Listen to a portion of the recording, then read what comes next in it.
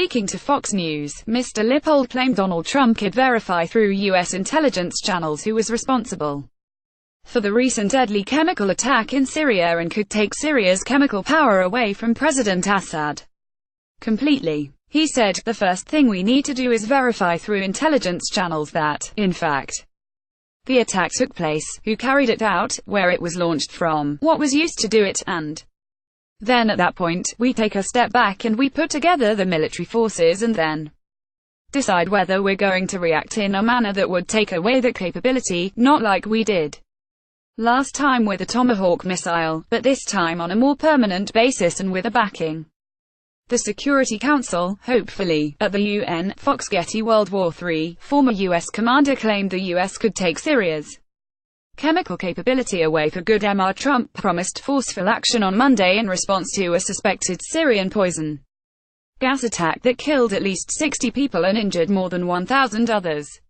U.S. officials said military options were being developed.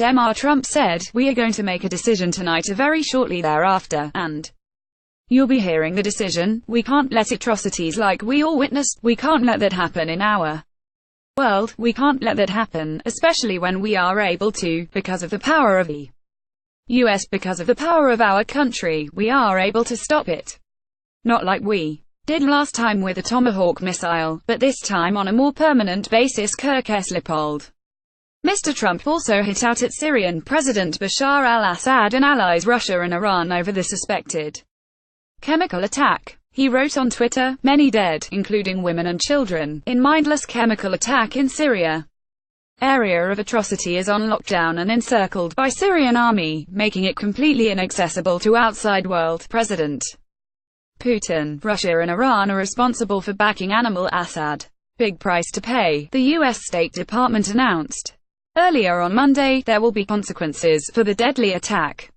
In response to Mr. Trump's comments, Russia has warned of grave repercussions. Moscow's ambassador to the UN made the threat as he dismissed claims the Syrian regime had used chemical weapons as fake news. Mr. Nebenzia called for the Organization for the Prohibition of Chemical Weapons to urgently fly to Syria to visit the site of the attack.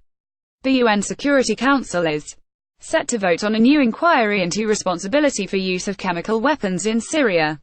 Richard Gowan, the UN expert at the European Council on Foreign Relations, said, "This is basically a diplomatic setup. Russia will inevitably veto the U.S. resolution criticizing Assad, and Washington will use this to justify military strikes." The Russian Foreign Ministry has warned against military action as it claimed invented and fabricated excuses. Syrian President Bashar al-Assad and his supporters, including Russia, have been blamed by world leaders for the chemical attack. Russia and Syria have both denied involvement in the incident in the rebel-held town of Eastern Ghouta near Damascus.